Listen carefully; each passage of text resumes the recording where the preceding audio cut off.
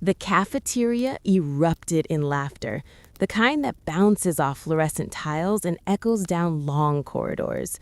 A young man in uniform, barely out of boot camp, stood over a small table near the window, smirking as he poured his iced water in a careless arc. The liquid hit the plate with a wet smack, spreading across the mashed potatoes and gravy like a river invading a quiet village. For a heartbeat, the room froze. Then murmurs rose, curious and unsettled. The old woman sitting there did not flinch. She didn't scream. She didn't even wipe the water away. She just sat, her hands resting gently on the table, wrinkled and knuckled but unshakable. Her eyes, storm gray, calm, impossible, met his. There was something in them, a depth, a weight, a story, but the young Marine saw only a frail old woman. "Excuse me, ma'am," he started, his tone dripping with condescension, the words sharp as a bayonet. "You can't sit here. This area is for active personnel." He laughed nervously, a snort that tried to hide his unease. She tilted her head slightly, the movement almost imperceptible, yet full of authority. Her voice, quiet but steady, sliced through the growing tension. "I believe I am fine right here, thank you." Each word measured, deliberate, almost like a warning. There was no pleading, no hesitance, only control. The young man, emboldened by the audience of his peers, leaned closer. "No, ma'am, you need to move. Rules are rules." He gestured at her jacket, a bold red tweed jacket, vivid and utterly out of place amidst the sea of camouflage. It screamed attention. It invited judgment. The Marines around them shifted, some stifling chuckles, others staring with wide-eyed curiosity. They didn't understand what they were witnessing, yet. A flicker of recognition crossed the corner of the old woman's eyes, but it was brief, like a shadow passing over a calm lake. She had seen this before, the arrogance, the swagger, the mistake of underestimating experience. Her hands, lined and scarred from decades she wouldn't recount to strangers, tightened slightly. The kind of hands that once disarmed explosives, once diffused deadly traps, once saved lives with precision and ice-cold nerves. But none of that would show here, not yet. The young Marine mistook the stillness for weakness. He saw an opportunity for dominance, for a laugh, for a public display of superiority. His smirk widened. He raised the cup again. The water poured in a precise stream. The splatter was theatrical, almost cinematic. The mashed potatoes were ruined, gravy turned into a murky brown lake, bread rolled and soaked into soggy oblivion. Gasps rippled through the room. Some Marines began to stand, hands twitching toward the intruder, uncertain whether to intervene. But they hesitated, frozen between duty and disbelief. The old woman didn't flinch. She sat like a statue, composed, observing, calculating. There was no panic, no shout, no flinch, just presence. And in that presence, if one looked closely, the room seemed to feel a subtle shift, a tension, as if the very air acknowledged a history too vast to comprehend. "See, now maybe you'll listen," the young man sneered, the words dripping with arrogant satisfaction. "Respect the rules. Respect the uniform. You can't just wander in here like it's some free-for-all. Standards matter." His voice rose, a crescendo meant to assert dominance, but instead it brushed against the invisible wall of calm around her. She didn't respond immediately. Her hands, resting on the ruined plate, reflected a subtle light, the lines and scars catching it briefly. There was story etched into her flesh, but the audience saw only age, only frailty, only a woman who should have flinched. Then she spoke, and the room shifted. "Respect," she said, slow and deliberate, "is earned, Lance Corporal, not given by rules, not borrowed from uniforms." The words, almost whispering, carried a gravity that made the young Marine freeze mid-gesture. There was no tremor in her voice, no hesitance, just authority. A weight born of experience, of survival, of blood spilled and lives saved. His smirk faltered for the briefest moment. The cafeteria had returned to a tense silence. Whispers and stifled breaths threaded between the tables. Nobody could look away. He pointed at a pin on her jacket, a tarnished old emblem, barely discernible beneath the vibrant red tweed. "What's this?" he demanded, voice rising again, mocking. "Some gift shop trinket? Some decoration your husband bought you?" He didn't understand the significance. The room leaned in. The pin seemed ordinary, worn, forgotten, but to those who knew, it whispered legends. The old woman's eyes hardened for a fraction of a second, and in that glance, the air itself seemed to quiver. Her hands barely moved, but the words cut sharper than any blade. "That pin represents truth, Lance Corporal, and you are blind." The young Marine's arrogance cracked just slightly as she leaned back, serene, unflinching. "You mistake my calm for weakness. You think you can measure courage, experience, and skill by age. You do not understand the weight of the lives you've never known, but perhaps in a moment you will." The words hung, deliberate and heavy. The audience, the young Marines surrounding them, shifted uncomfortably, sensing something enormous in the stillness, something they could not yet name. A subtle murmur rose from a table near the back. The room held its collective breath as she finally pushed her plate aside, standing with deliberate grace. She didn't shout. She didn't need to. Her presence was louder than any voice. The young Marine, chest heaving with indignation, suddenly realized that the room had changed. The ordinary had become extraordinary. The frail had become commanding, and the lesson was about to unfold. Her hands, steady and scarred, rested briefly at her sides. Her eyes, gray and relentless, swept the room, acknowledging the whispers and stares. Then she smiled, almost imperceptibly, but it was a smile that spoke of wars survived, battles won, and respect earned through fire. She turned her gaze back to the young Marine, calm yet piercing, and simply said, "Some lessons cannot be taught by rules, Lance Corporal. Some must be remembered through experience." The cafeteria held its breath, the hum of fluorescent lights filling the sudden void left by the young Marine's faltering words. A single drop of water lingered at the edge of the plate, trembling as if it too sensed the moment. The old woman's presence didn't just command attention, it demanded reflection, awe, and an understanding of the legacy that silently walked among them. And as the room realized the depth of the moment, she leaned slightly forward, whispering almost to herself, but audible enough to echo across the still tables. "You cannot judge the weight of a life by the ease of your glance." Then she turned toward the camera, and the voice, steady and commanding, cut through the tension like a sharpened blade. "Hey guys, welcome back to my channel, Silent Heroes, the place where courage, resilience, and the untold stories of ordinary people turned legends come to light. Today, you're about to witness something extraordinary, a story of strength disguised as age, of lessons hidden beneath calm, and respect earned the hard way. If you think you know what courage looks like, think again. And while you're here, don't forget to like, comment, and share your thoughts. Tell me where in the world you're watching from, because your perspective matters. And together, we honor the heroes you might never have known existed." Her eyes flicked one last time toward the young Marine. The subtle weight of experience, of unspoken wars fought, radiated from her. The cafeteria, once a place of casual chatter and careless authority, had transformed into an arena of silent reverence. And the audience, the viewers, the witnesses, already knew they were about to see history unfold. The young Marine's face had flushed crimson, chest rising and falling with shallow breaths. He felt the eyes of everyone in the room like weight pressing against his shoulders. He stammered, trying to regain control, to reclaim authority, but the words stuck somewhere between fear and disbelief. The old woman remained seated, calm, unshaken, her storm-gray eyes locked onto him with an intensity that unnerved even the spectators. It was as if the air around her had thickened, each molecule aware of her presence, vibrating with restrained power. The faint lines on her hands, subtle scars barely noticeable, seemed to whisper decades of untold stories. The young man's smirk had vanished, replaced with a creeping realization that he was not facing an ordinary civilian.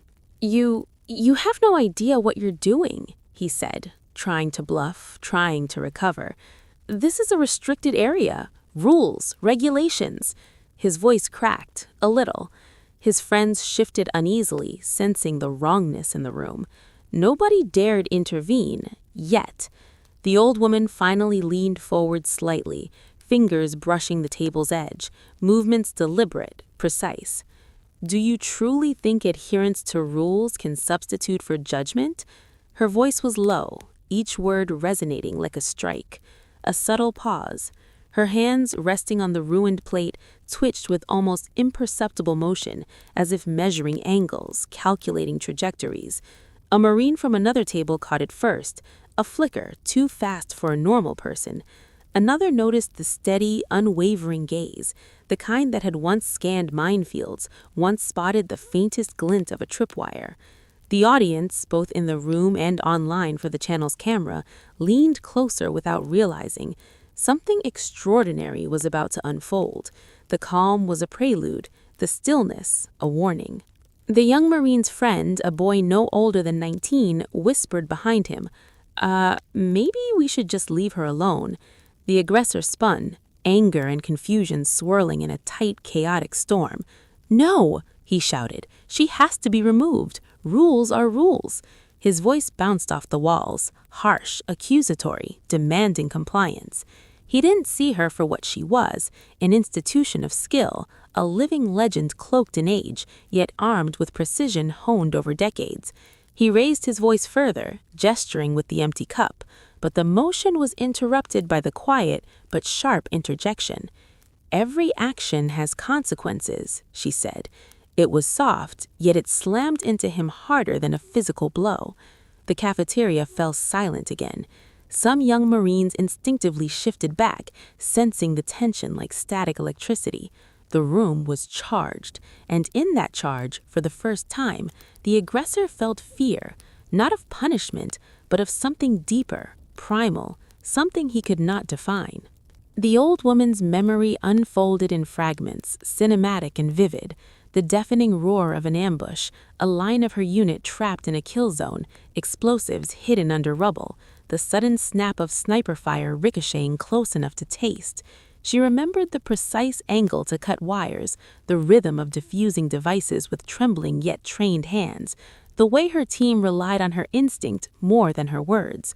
Her calm here, at this table, was the same calm that saved lives under hellish fire. The young Marine couldn't know it, yet the atmosphere thickened with the weight of unspoken heroism. "Do you even understand what this pin represents?" she asked, nodding subtly to the tarnished emblem. The young man blinked. It's just a pin." His voice cracked, uncertainty laced each word. The old woman's gaze hardened, and the room seemed to shrink around him. "It is the emblem of choices made in fire, of decisions that saved lives when seconds counted, of courage measured not by strength, but by precision, calm, and responsibility. You mock what you do not comprehend." Each word struck the young man like a hammer. The whispers among the observers intensified. They could feel the story, the tension, the legacy pressing down like a tidal wave. Then she stood. The movement was deliberate, controlled, yet fluid, like a predator easing into stance. The young Marine's bravado faltered entirely. His eyes darted around the room, now fully realizing the silent audience, the other Marines, the diners, even the cameras capturing every second, were witnessing something historic, something monumental. She did not raise her voice, but her presence filled the room. She did not need to shout. She did not need to strike. The quiet authority, the unflinching precision, the calm assurance, it was more overwhelming than any physical confrontation. A slight exhale, a pause pregnant with tension, and then, "I have walked through deserts where death hid in every shadow. I have diffused devices meant to take entire platoons in a heartbeat. I have held the lives of others in my hands while the world burned around me. And now, Now you challenge me over a plate of food and rules you barely understand? Her voice, low and controlled, began to rise gradually, a crescendo. The young Marine's knees felt weak. He tried to lift the cup again, but the very atmosphere seemed to pin his arm midair. The cafeteria's whispers had turned into hushed gasps, the audience leaning forward, as if expecting the room to shatter under the weight of her words. "You do not see me," she continued, pacing slightly within the space of the table, each movement deliberate, echoing with latent authority.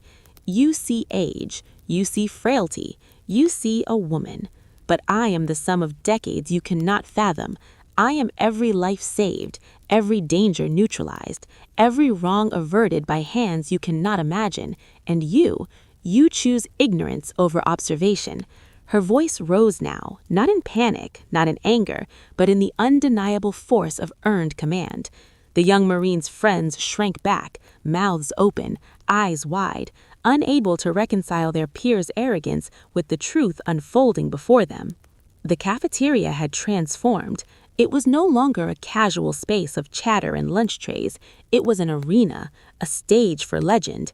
Each observer, consciously or not, felt the pull history pressing into the moment.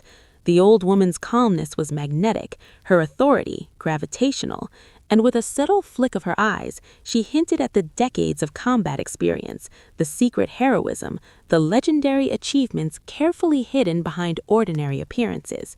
The young Marine's arrogance crumbled further. He could feel it, each thread of superiority unraveling beneath the invisible weight of her presence. Whispers became audible now. "Is she—" one Marine murmured. Another shook his head, mouth open in disbelief. The old woman, standing still now, allowed the tension to swell, every movement measured, every glance calculated.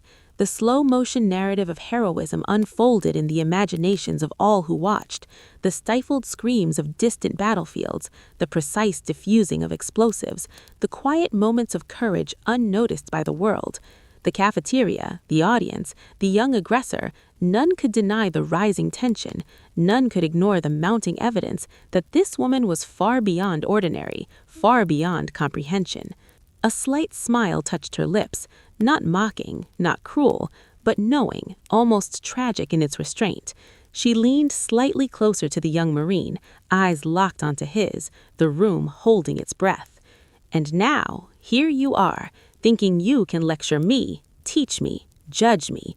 You have no idea, son, no idea at all."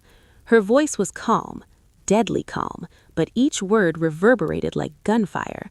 The young Marine's face paled. He wanted to respond. He opened his mouth, but only silence escaped. For the first time, in the middle of what he thought was a simple confrontation, he felt the full weight of history and mastery staring him down. The doors of the cafeteria burst open, rattling the fluorescent lights and sending a ripple of alert through the assembled Marines. In the doorway stood figures that radiated authority and command, the kind of presence that made the room shrink, that made every misstep feel monumental. At their forefront was a tall, imposing individual whose uniform was immaculate, every crease starched, every ribbon meticulously placed. The young aggressor froze mid-step, the color draining from his face. This wasn't just the chain of command. This was history itself walking through the doors. And at their side, a small cadre of equally formidable figures followed, eyes fixed on the old woman. The room seemed to hush under their collective gravity, every whisper silenced by the weight of inevitability. The old woman, seated yet still commanding the room, rose with a quiet grace that belied the decades of chaos she had survived. Each movement was deliberate, measured, as though every step carried the weight of countless missions, each decision a testament to skill and survival. The young aggressor stumbled backward instinctively, his bravado shattered, replaced with raw, primal fear. He could feel now the subtle tension in the room, the unspoken acknowledgement that he had just challenged someone who had moved through life in the crossfire of war and emerged not just alive, but legendary. His friends were paralyzed beside him, watching the revelation unfold with wide eyes, their mockery evaporating into helpless astonishment. Her eyes scanned the room slowly, piercing the young Marine's soul, and then lingered on the pin adorning her jacket, tarnished, worn, a silent emblem of courage earned in fire and blood. Every detail of that pin told a story: missions in deserts, urban warfare, explosives disarmed under sniper fire, lives saved through sheer mastery and composure. The cafeteria air seemed to thicken as the memory of her deeds began to manifest, a silent narrative no one had asked for, but everyone could feel. The young aggressor's mouth opened, then closed. He tried again. "You can't, this isn't, how can—" His voice trailed into nothing. Words were useless here. Actions were meaningless. She didn't just command attention, she demanded respect through legacy alone. One of the commanding figures stepped forward, voice cutting through the tension like a whip. "Master Gunnery Sergeant, it is an honor to have you here." The words were precise, loaded with reverence, and the young Marine's knees threatened to buckle. He had heard the title before, whispered in awe among seasoned veterans, but seeing it wielded in real time, directed at the old woman, made the air itself tremble. Another figure executed a flawless salute, every motion a physical echo of decades of institutional respect. The old woman's gaze remained steady, acknowledging the salute without boast, without flourish. She was calm, yet the room knew the storm she represented. Then she spoke, her voice soft at first, carrying over the silence like a ripple through still water. "You have no idea what you've walked into," she said. The young aggressor's chest tightened. He swallowed, trying to muster courage, but each word from her seemed to sap his strength. Every life saved, every mission completed, every choice that could have ended in death but didn't, those are my truths. And you, she paused, eyes narrowing slightly, you think you can judge me over a lunch tray? Her words rose gradually, a crescendo of authority and righteous indignation, echoing against the walls, reverberating through the room, filling every observer with awe. The audience, both in the room and watching remotely, felt the tension reach a fever pitch. Whispers erupted, then died instantly under the weight of her presence. Memories of her past seemed to overlay the present. Desert ambushes, explosive ordnance dismantled by trembling yet trained hands, enemy fire crackling dangerously close, the smell of gunpowder, the heat of sun and metal baking against her skin.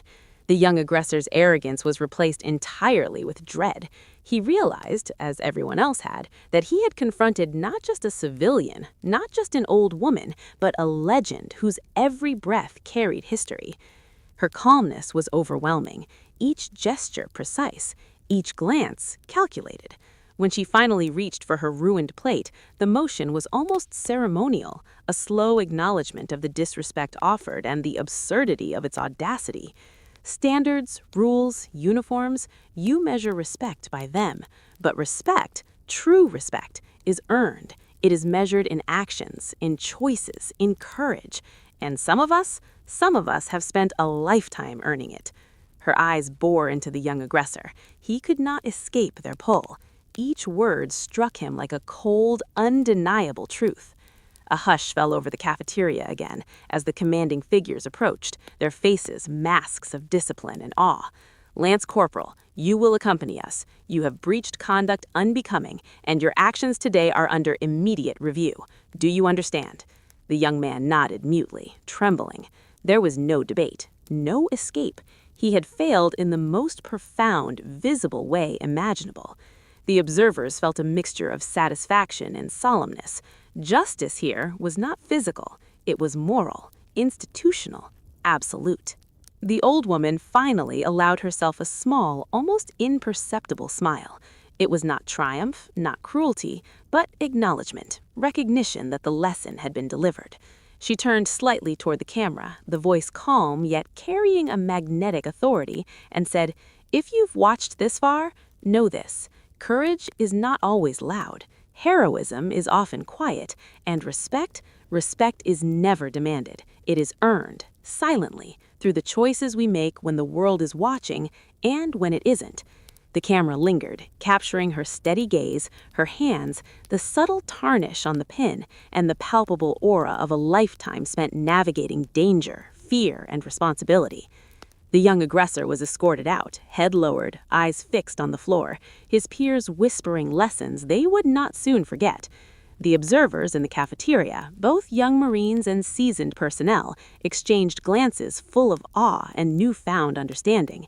Even the most jaded, the ones who had laughed moments ago, could not deny the truth they had witnessed. Experience, calmness, precision, and honor carried far more weight than arrogance ever could. The old woman returned to her seat, plate still ruined, but her presence untouched. Each subtle movement, each quiet breath spoke volumes to those paying attention. Then she addressed the viewers again, voice warm but firm, almost conspiratorial. Hey guys, welcome back to my channel, Silent Heroes. If today's story touched you even a little, if it reminded you that courage and resilience come in forms you might never expect, then please show your support. Hit that subscribe button, give a like, and leave a comment telling me where you're watching from.